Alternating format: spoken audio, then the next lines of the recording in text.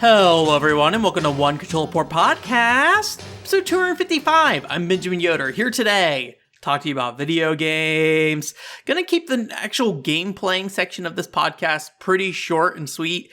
A lot of these things I've already talked about a lot, so I don't want to sit there and reiterate a lot of things. But what I can say is, I did finally beat Sparkling Feather in terms of getting the good ending. So, depending on how you feel, that might be the first time I've beat it, but I have also gotten the bad ending a couple times before. So, very happy to have done that. I don't want to say too much more about it because I think I am going to try to figure out what kind of video to put together for it. English guide aspects will definitely be a part of whatever I do. But how much of that will be in combination to like a review, I'm not quite sure yet. But I've been thinking about wanting to do putting more of my voice into those English guide videos a little more. I was trying to keep very hands off of I don't want to tell you what to think about this video game. But the more I thought about it and how a few of those games have real, analysis work done on the internet, like Sparkling Feather. I don't think there's a lot of opinions on Sparkling Feather on the internet. It probably still is valuable for most of the games on there. So I think that's something I might be doing going forward. We'll see though. I got to try it out. But yeah, I'm happy to say that, I largely have done everything I wanted to do with that game. The one thing that's kind of left is you can get different endings with each of the characters, but it's basically just one CG picture of them. And then you get some voice acting where they talk. And I've gotten two. I've gotten Sapphire. That was my original run that I got the bad ending. And then I also got Diamond in the most recent run I did, which Diamond is the main girl. So that's kind of why I focused on her. I was if I'm going to get the good ending, I might as well get the main story girl kind of thing. I did get to the point that I could date two other characters. And I think as long as I dated them on the last mission, they probably would be my actual companions by the end of it. However, the final boss fight in that game took me probably around 2 hours, honestly. So it's a very slow moving game. So it's not that was a super hard thing. It just takes time. So I'm happy to have finally done that, but I don't think I'm going to go through and try to unlock everybody's ending. Not even the two other characters I dated, which was Opal and Harriet, I think her name is. So I'll maybe in the future, but right now I just don't view that as super important. So, Sparkling Feather, this is not the last you've heard of it, but I just wanted to give a little update and let you know that I have made a lot of progress on that. So there's just trying to figure out, what that video is going to look like is going to be a goal the next, couple weeks, if not a couple months, depending on what kind of workload I set up for myself and what I decide to focus on first. Still playing Crime Crackers as well on stream, so having a good time with that. Nothing really new to report there other than just, it's a fairly lengthy game and I feel like the variety of the game design is just a little lacking. But it does have a lot of the last stream that seemed like there were some more fun story points of just oh, this dragon dude really likes this mushroom or whatever. And he's like, oh, I'm really craving it. And then you go, they give you an excuse to go on a mission to go find these mushrooms. The ship that was transporting them got attacked and we got to go take care of that and then collect the mushroom or whatever. It's just kind of a fun little anime tropey, side mission thing that's shoved into the main story. But largely the game itself has been pretty straightforward. I'm a little, there's nothing really wrong with the game outside of just, depending on how you feel about the time it was released and how those types of games functioned. But it just feels like there's just it's just lacking a little personality, I think, at times. Dialogue aside, right? I can't read it really, but it just feels like gameplay wise, there's not a lot of personality in the game itself, I think is the bigger problem with that. Or maybe more dialogue while you're going through the mission would have been nice or something like that. So yeah, I think that the game, we'll see. I'm kind of, as time goes on, I feel like I'm getting less and less interested in Crime Crackers. Also played some more Crystal Chronicles, nothing really new there. We did start up Helldivers as well as another multiplayer group thing. Game, but the group kind of realized they wanted to play some other game, and I was not involved in that game. So I think for now, they're actually going to stop doing the Monday multiplayer sessions, and I'll just be doing Tuesday for now with Crystal Chronicles, which honestly is fine by me. It gives me more time to work on things, so I'm okay, cool, fine. You guys are gonna work on or play other games, so that is they already have a group set up for and everything, so that's perfectly fine by me. So give me time to go and either work on something or play another video game. That's always a good thing. Those are two things that I have trouble fitting time into, especially with all the social obligations and stuff every week that I have. So yeah. But I have been thinking about playing Family Jockey a bit. If you didn't see, on the last Crime Cracker stream, we did play a little bit of this on stream. I won't get into the details of exactly why we did. There's a whole situation. We ended up with an extra 40 minutes, basically. So like, let me check out Family Jockey. So I put that in. This is part of that family series that Namco puts out. So kind of the Wii Ski space, Go Vacation, fishing resort, things like that. But it is a horse racing game. Played a little bit on that on stream. Had a good time with it so far, and I feel like I'm ready to sit down and spend time with that game. So I will probably go out of my way to at least play it a little bit. And then hopefully, if it's not like too intense, I think we'll commit and just play through, at a reasonable pace kind of thing. Just, some races here and there, get through the Grand Prix and things like that. 2 racing games back to back, Chocobo GP, now Family Jockey. So, although I think Family Jockey is probably more in the line of interest of people who listen to this. Maybe, I don't know. The Wii Ski and snowboarding video has a lot of views. So, the family series, probably something I should focus on more, honestly. So yeah, and that's pretty much it for game stuff I've played. So really what I'm looking at right now is a couple things. One is I did recently coordinate with Filler and another person. I don't know if they want me saying their name or not on here and like committing them to something. So we talked about it publicly, but I'll just leave it out for now. But for Filler from the last PCFX podcast, or sorry, the first PCFX podcast. I forgot we had the Video Game Esoterica one. We're gonna maybe set something up. So maybe looking forward to some more PCFX multi-tap podcasts here in the future. Once we get that moving. But it's not. Wouldn't be the first time I promise something and it goes away. So don't expect too much right now. I also worked on a Oreka battle, Oreka Kampai or Ken. What is it called?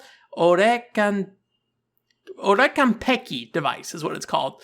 So I went ahead and did like an unboxing and first impressions video for that. So that's actually going up this week. Surprise video. I threw it together like last minute. I threw it together when I was playing Sparkling Feather, honestly. And then also, if you're on the Patreon, I still have the video that I did the PCFX GA card installation.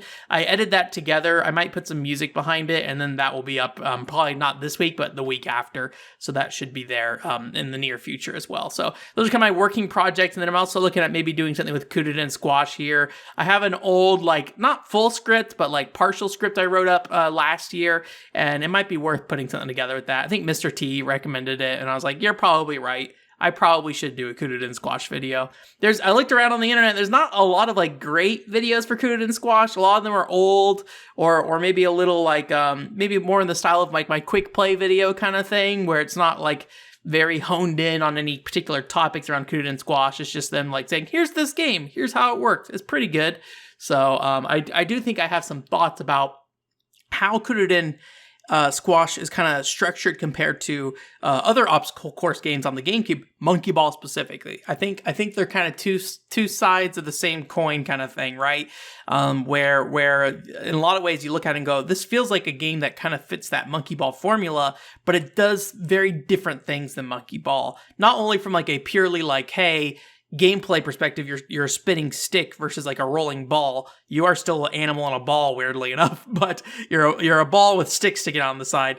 But mainly from like how it ramps up the challenge to the player and what it expects out of the player. And I personally feel like Kududen Squash probably is when it comes to a casual perspective of a casual gamer playing GameCube games, I think Kududen Squash is the better game than Monkey Ball, to be honest with you. But I don't know really how to like position that yet, but that was originally the kind of write-up about that thing where I was like, this is kind of an interesting thing about Kududen Squash, but like, does that make sense as like a full video? I'm not quite sure. I figure I can expand that out and figure that out without too much trouble. So, but I haven't really sat down and looked at it. I'm still playing through Kududen Squash again just to give myself a refresher. I beat that game. That's probably the first import game I have, honestly. Not the first. I'm sorry. I have the 3 Dragon Ball Z games on PS1 that that I got at like a swap meet. And that was my first set of import games. But Kuden and Squash was the first game that I ordered from like Play Asia or something in order. And it was a very cheap game at the time too. I think it was like $5.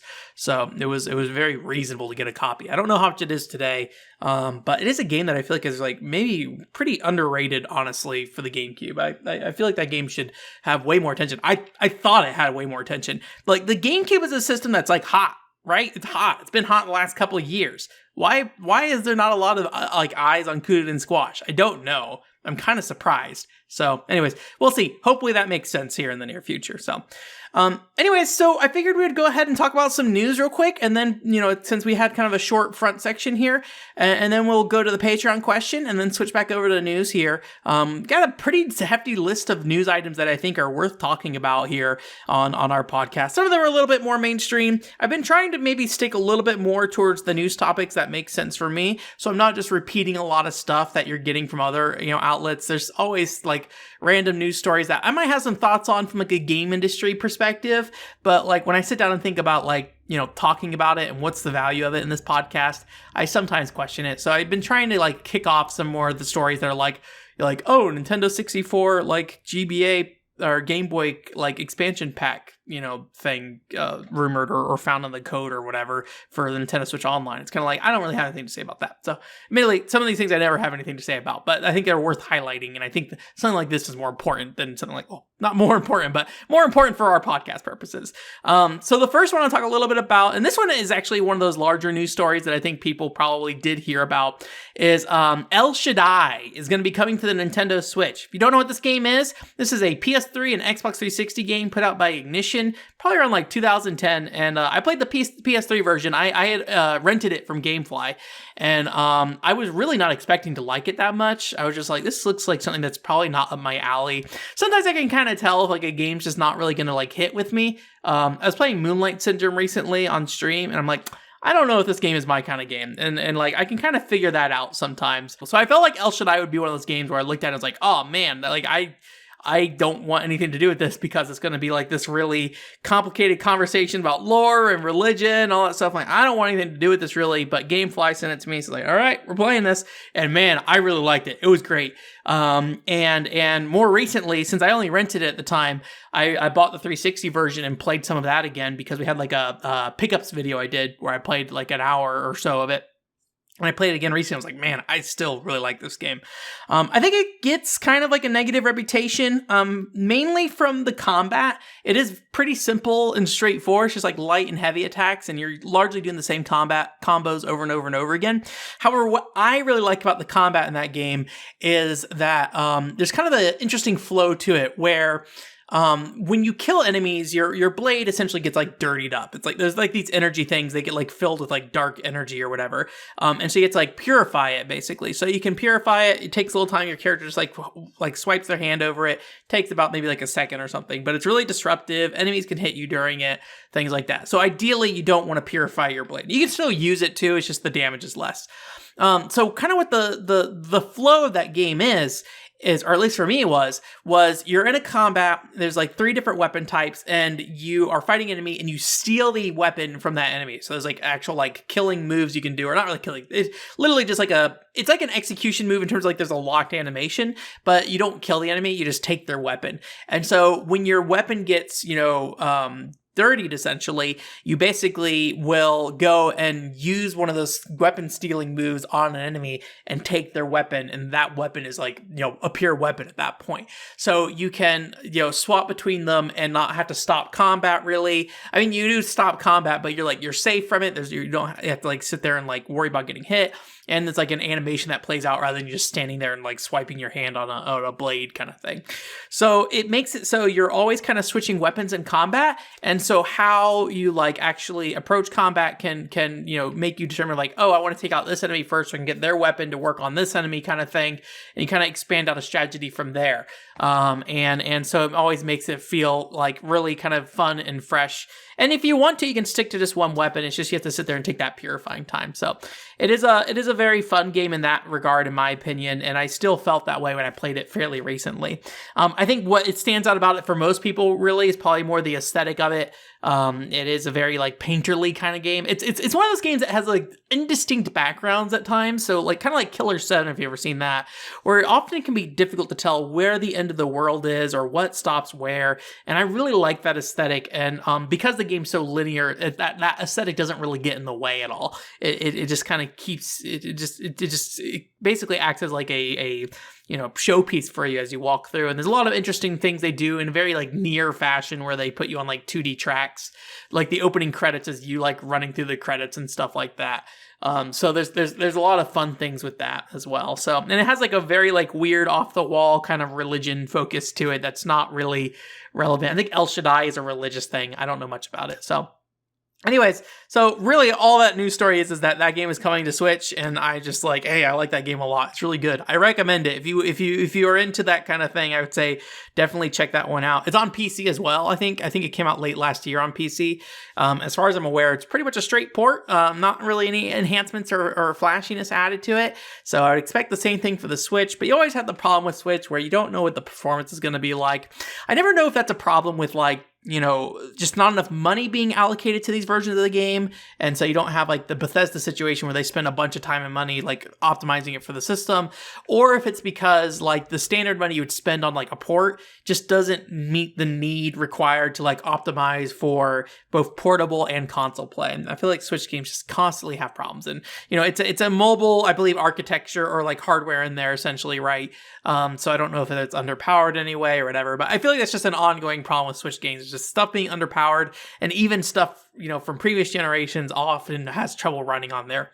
If it's an emulator, obviously it's a kind of a different story there because what you need to emulate a game is more than what you need to run it on its like original hardware kind of thing. So, but yeah, cool game. Check it out if you haven't. It's another cool game you can check out. Buddy Mission Bond. If you didn't know, I believe this is always the case. If you want to play the first 2 chapters of Buddy Mission Bond, you can always do so for free. However, this upcoming week on the 28th, they'll be making the full game free to Nintendo Switch Online subscribers. So, quote, free, you're subscribed, so it's as, quote, free as that is. But if you're already a part of that package, then, you don't have to pay any additional money. And you can basically play through the entire game between April 28th to May 5th. So if you want to try to shove it into that window, you can. Obviously, after that time frame, if you want to finish it, you have to buy it again or wait to see if they do another free trial period. But yeah, so if you ever want to try Buddy Mission Bond and you want to get deeper than just the first 2 chapters before you make a decision on either playing it through all the way or potentially buying it, there's a way for you to do that here in the next week or so. The article from, I forget who read it. I think it's Inside Games. I did like a machine translation of it, and the person in there claimed they took only 25 hours to beat the game. I'm gonna guess that's if you go through the main story and don't look at any of the submissions, because holy crap, there's a ton of extra stuff in the submission stuff. And I am well over like 40 hours on that game and still not anywhere near the ending, I believe. I think I'm like 2/3 the way through the game. So I'm going to guess it's going to be like a 60 hours experience for me by the end of that. But I'm also like 100%ing it, getting all the extra story bits and things like that. So, but yeah, so if you want to check that out, definitely give it a shot. The language in it is very straightforward in a way that I think machine translation has an easy time kind of handling. Obviously, you still got to kind of fill in the blanks yourself about those things. But I think if you're like, hey, I want a game that's just not going to be like a no-nonsense headache kind of game for machine translation, Buddy Mission Bond's one of them. It's also a very easy game in terms of structure. Most of the puzzles are laid out for you, so you don't have to like think too hard. There's nothing going to be too crazy that you have to worry about. And also, the game basically lets you save at almost any point. So if you do want to 100% the game, it's very easy to save scum through choices, especially if you don't know what you're answering. It's just like, I don't fucking know what the answer to this is. I don't know what they're asking me. I don't know what the answers are. I'm just going to pick one of these and hope it works out. You can just make a save point right before that typically. A couple of exceptions, but most of the time you can just make a save point right before that. So, and if you get like knocked back a while, it's mainly a text-based game. So you can just skip through dialogue again if you need to get back to where you are most of the time, right? So not really a huge issue, but yeah, again, April 28th to May 5th, that's the Japanese time as well. So make sure you keep that in mind if you decide to check that out. It's that time again, time for Patreon time. You know what that means? In the next week or so, if you're a $5 subscriber, you're going to get yourself a PCFXGA installation video. Will it be exciting? As exciting as me putting a card into a PC looks like. We're not actually launching it or doing anything, just putting the card in. So yeah, up to you.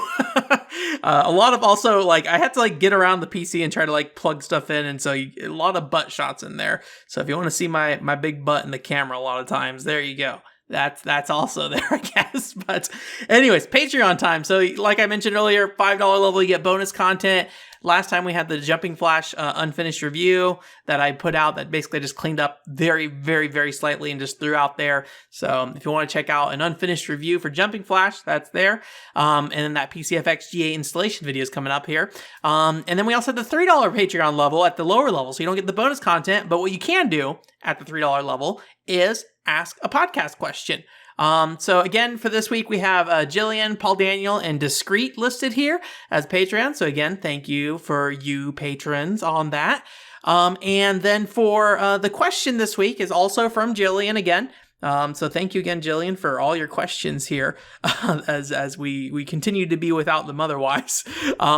Is what video game you say you're best at? Now, in this, Paul Daniel actually did give his response to this to say what game he's best at, and he mentioned WrestleFest. I was trying to pull it up here to make sure, but I'm pretty sure it's WrestleFest.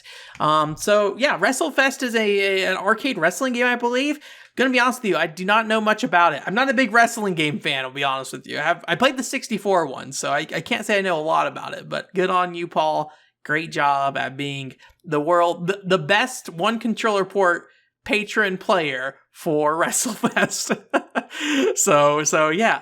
For me personally, you know, I guess it depends on kind of how you interpret this. Is like what video game you say you're the best at. You know, obviously I think very few people can say you're the best at something, like if you're talking about the number one, right? So I'm taking this from the perspective of like what games I would say I excel at maybe. And I would say there are 3 games that are of differing levels. And some of these I'm not good at anymore, I will say. So I used to be really into Call of Duty 1 a long time ago when I was like 13, and I have not played recently at all, so I'm gonna assume I'm terrible at it now, but I used to be like really good at Call of Duty 1 and using like scopeless rifles in general, and so I at some point had just like played so much of that game that it was pretty easy to just jump into any match and just go through and like get the top of the leaderboard, just using like I think it was like a Car 98K or something like that. And then there's like the M1 Grand and things like that. So I got really good at like scopeless rifles in Call of Duty, and I always really enjoyed that. And there, I also,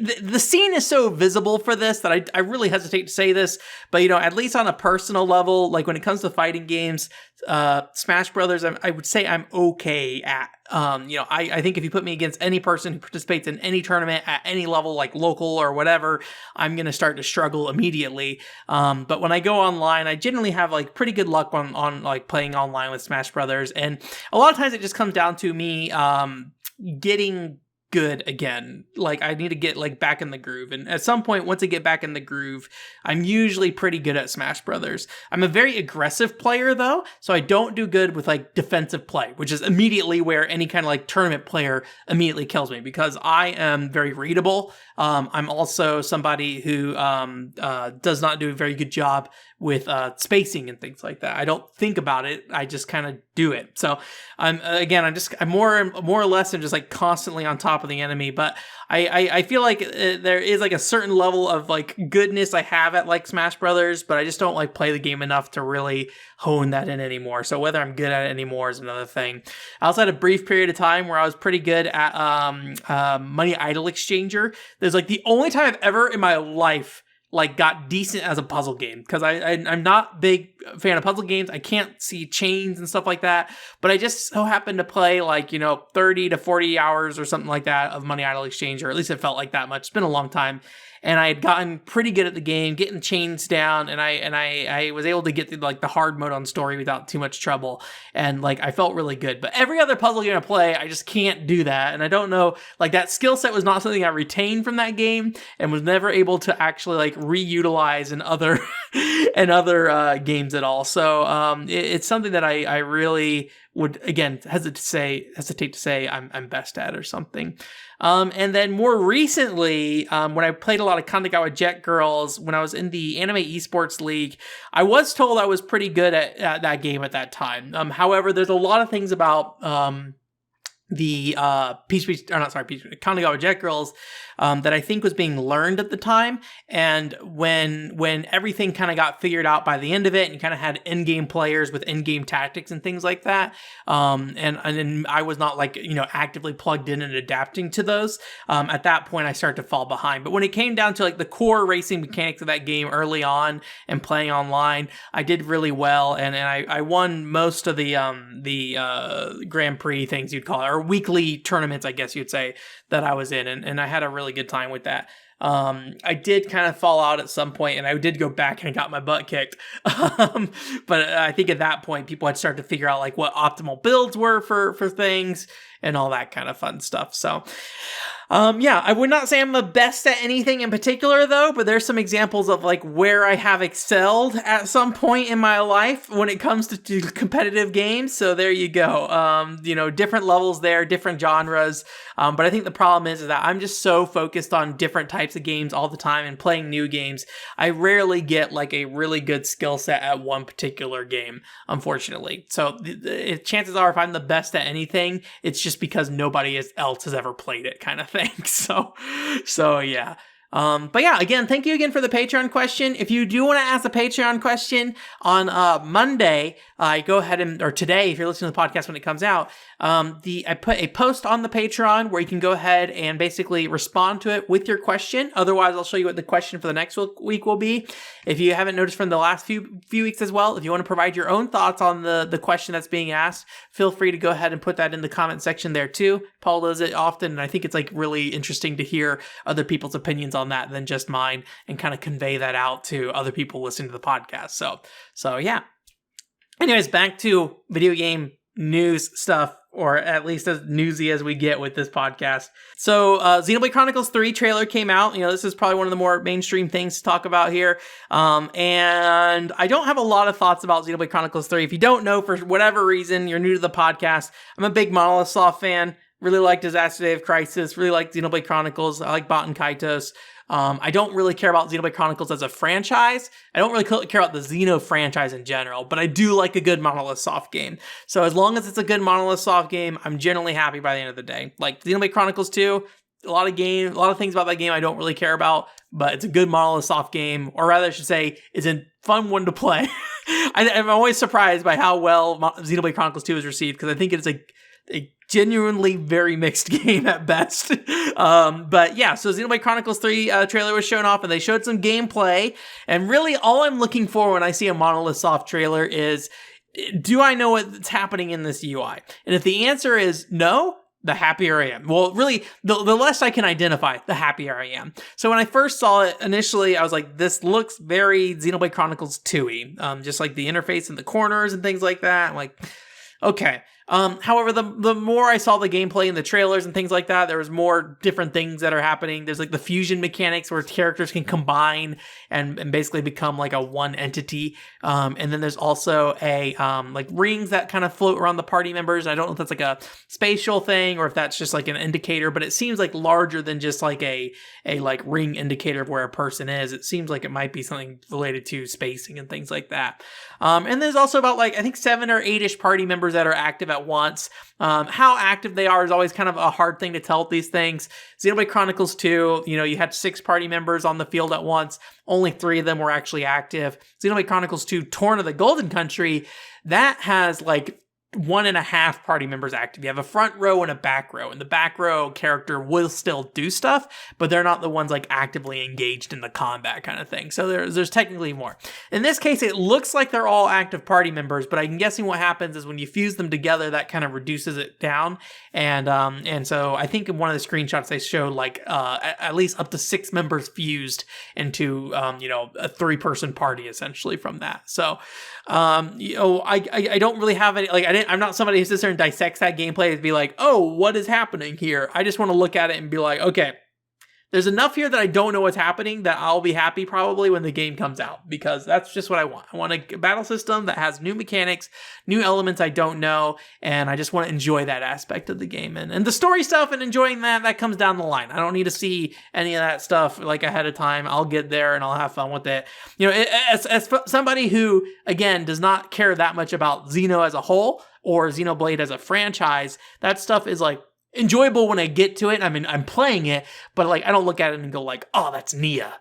See that character there? That's Nia. I'm so excited to see what's going on with Nia in this game. Nia's story was in the first game for me, or second game for me, where Melia's is like the first. There's like probably connections between Xenoblade Chronicles 3 with those things, so hard to say. But like, not hard to say. It looks very much like those characters with just like masks on. So I would say, unless there's like, I would be more surprised if they're not those characters. But yeah, just like, I'm not really gonna get excited for the story until I get into it. That was the same thing with Xenoblade Chronicles 2. Looked at that game, I was like, don't care about any of the story stuff, but eventually I did care about the story when I actually started experiencing it in the characters, and also the story structure. There's a lot of things about Xenoblade Chronicles 2 that is an improvement over past Monolith Soft games in terms of story, but I also think that I fear a lot about the future of Xenoblade Chronicles because of how Xenoblade Chronicles 2 is setting some of their plot points up for the future. So, anyways, we won't get into it. Xenoblade Chronicles 2, I have a review about that, so if you want to go watch that, that's on YouTube somewhere. It's not very good, probably. I don't know, I haven't watched it recently, but I'd very, very much questioning the quality of that review now that I'm thinking about that thing existing. Sticking with Nintendo games, a very Switch-heavy week this week, actually. There's also this is more of like a comment that happened, not really an announcement. So there was the Star Fox Zero game that came out on Wii U, right? And it kind of came up with the news again this week because I believe the character designer of the game, of the Star Fox series, and also F-Zero series, just mentioned he would like that game to get ported to the Wii U, which I don't know about the Japanese reception of Star Fox Zero, but the Western reception, or to the Switch, sorry. But the Western reception of that game was very negative overall, I think. Maybe not like terrible, but like I think generally the thought out of that was that game did not utilize the gamepad mechanic super well. I have a copy of the game, have not played it yet. I really should. Sometime in the near future, probably, I will try. Not near future. Sometime.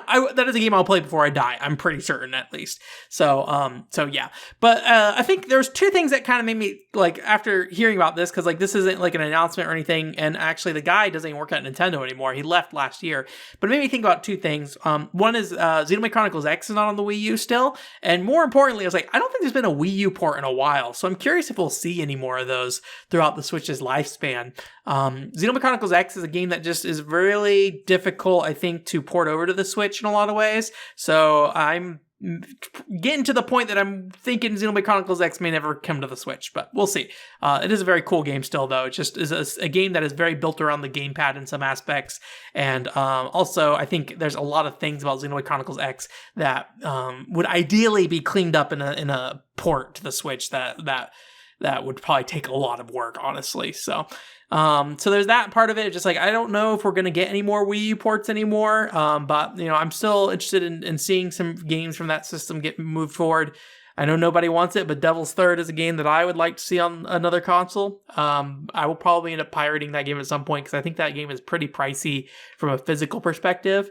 And they're shutting down the Wii U eShop here shortly, right? Or at least letting you buy stuff. So I'm at the point where, like, okay, well, if you're not gonna let me buy it that way, I'm not gonna sit there and like jump out of my way to, like, you know, make sure I get my digital license that I can keep or whatever. I'm not gonna worry about the FOMO kind of thing, right? Like a fear of missing out. You know, I'm kind of done with that after the WiiWare, buying a bunch of stuff to make sure I have my temporary license for it or something like that, right?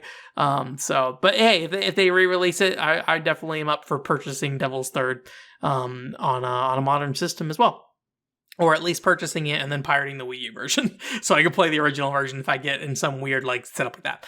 But the other thing about this too was just this made me think about that guy. I'm trying to remember. Let me pull up his name real quick. So this guy is Takaya Imamura, and he actually worked at Nintendo for I think like 35 years or so. But this did make me think about a little bit about kind of where things have gone since he left Nintendo. So he left in 2021, And while he did do the art for Star Fox and F-Zero, one thing that he also did was he directed games that were developed by VT. I don't know how you pronounce it, which is like the Giles. I'm getting to the pronunciation thing. I know Americans always mispronounce his name if it's Giles or Giles, but Giles Gordard, or however you pronounce it. He's from the UK, I believe. So he apparently was the director of Steel Diver and Tank Troopers and things like that. And one thing that's kind of come up more recently with Giles is him saying like, Nintendo's just not really the same company that it was under Iwata. So I'm kind of curious if the reason why Imamura left is because of that kind of like change of focus and direction at the company. He's around like 60-ish years old or something like that. And so he's probably around like retirement age. And he teaches at a university now. It's the International Professional University of Technology. That he teaches at. So like whether or not he wants to make a game in the future is kind of another thing. Although I think in the tweet he made, he mentioned like he would like to direct a new Star Fox or something. And I think he's technically a freelancer now. But it just made me think about that fact that like, the change of direction of Nintendo. And I believe what Giles has largely said is that there's been more of a focus on like, fully utilizing the franchises they have that make the most money, essentially. So things like Animal Crossing, things like that, Mario Brothers, Mario Kart, things like that, and trying to get as much as you can out of those titles, for better or for worse, right? Nintendo fans love those titles, right? And then so things like Steel Diver and Tank Troopers are maybe falling by the wayside more. We literally just talked about Buddy Mission Bond in this podcast, so it's a little hard to say where Buddy Mission Bond came from, or if Nintendo's completely giving up on these initiatives. I think Nintendo probably more than anyone understands that new, fresh IP is always important. So you can bring in, Splatoon is a recent example of recent. 2016. We're getting close to 10 years since Splatoon. But like Ring Fit, things like that. There are games that Nintendo takes bets on that work out. Clubhouse games, things like that. Clubhouse games is an old franchise. I shouldn't say that. But I am curious to see like if we do see that kind of shift kind of wrapping up here shortly, and if we'll see less of those kind of like more interesting, unique, smaller titles. I feel like we already are in that case. I don't think you really see a Steel Diver or Tank Troopers happening today anymore. But it just made me think about that guy a little bit, and when he left, and the fact that he is connected to VD, if like there's just like a general sentiment there around that group of people specifically. And I'm curious like how much of that expands within Nintendo itself from there, like how many developers there, might feel that the company culture has changed in any way since Iwata left. I don't think we're hearing anything about like mass, leavings of staff from Nintendo or anything like that. So I don't think it's really a problem. But it's just something kind of interesting to think about a little bit, I think. So it just kind of made me think. My brain worked for a little bit. So yeah. And then there's one more Nintendo Switch game here as well that I want to talk about. It's called The Future You've Been Dreaming Of. If you don't know, the developer of this game is, I think, Qurate? Qureate, the developer of Dual Princess. And if you don't know, the Dual Princess, at least, I don't know if it's available now, but Dual Princess got pulled off the eShop for being too sexy. It's one of those games where like, there's the 2D character on screen of the girl or whatever, and you click them and they, their little 2D portrait jiggles around, and then also they make moaning noises, but it's like you're really trying to check them to make sure they're not brandishing any knives or something like that. But it's just like, no, this is just the horny thing. They're not being too they're not trying to really hide it. It's just like trying to fit it within the game world context, right? Of that kind of thing. So I saw this game, and I think it was announced like in October last year, but I did not see it until today. When they recently, I think, have a Famitsu piece for this game. Again, The Future That You've Been Dreaming Of. And apparently it's a game about an invisible guy. This is going to sound great immediately. An invisible guy who basically like shows up in this one like girl's room, and it's kind of like a Princess Maker game kind of thing. So she's basically trying to get a job, and it sounds like you are basically helping her job hunt and things like that. And you have to like help her manage her stats and things like that, and make sure she's relaxing enough and things like that. So that text part is not something that like that is like portrayed in the trailer that they showed off for this game. All they show in the trailer for this game is like you in the room with the girl and her like sitting on the bed and she like holds up a massager kind of thing, which, you know, there's sexual context around that. But my brain was immediately just like, oh, wait, is this a massage game? Because like I was like super into the idea of like Senran Kagura Reflections being a massage game, especially like HD Rumble on Nintendo Switch. If you weren't there for that whole thing, I played that game. I was hoping it'd be like a massage simulator that made full use of the Joy-Cons and their motion controls and the HD Rumble and all that stuff. And it came up ridiculously short. And like the most painful thing about it was the very first scene in the game gets it right. That part of the game gets it right. The whole thing where you're like holding the Joy-Cons out, you press the thumb, the analog stick in to like massage the girls' like hands when they're holding their hands out to you. And like that kind of motion of like holding something in the palm of your hands and then pressing down in a way that you're like on screens mimicking by you like holding her palm and like pressing the thumb. That was 100% like what I was expecting that game to be. A lot of those kind of things. And unfortunately it was not that. You know, horny stuff aside, I just like games that do weird stuff with controllers and things like that. It reminds me a little bit like when Chris Kohler came back from Tokyo Game Show talking about, what's the Namco VR game with the girl? I can't remember. The only thing that comes to my mind is the horny spin-off game somebody made on Steam that was like a Dojin game kind of thing. But there was like a like when I say horny, I mean like 18 plus version of it. But there's like Summer Lesson. Is that what it's called? I think it's Summer Lesson. So Summer Lesson was a game where you were like studying with a girl like sitting beside her in VR kind of thing. And so when Chris Kohler came back from Tokyo Game Show talking about it, you know, obviously first thing you do on a podcast in that context, as at least an English speaker, is be like, oh ho ho, Japan and their creepy game because you're like sitting beside like a schoolgirl or kind of thing.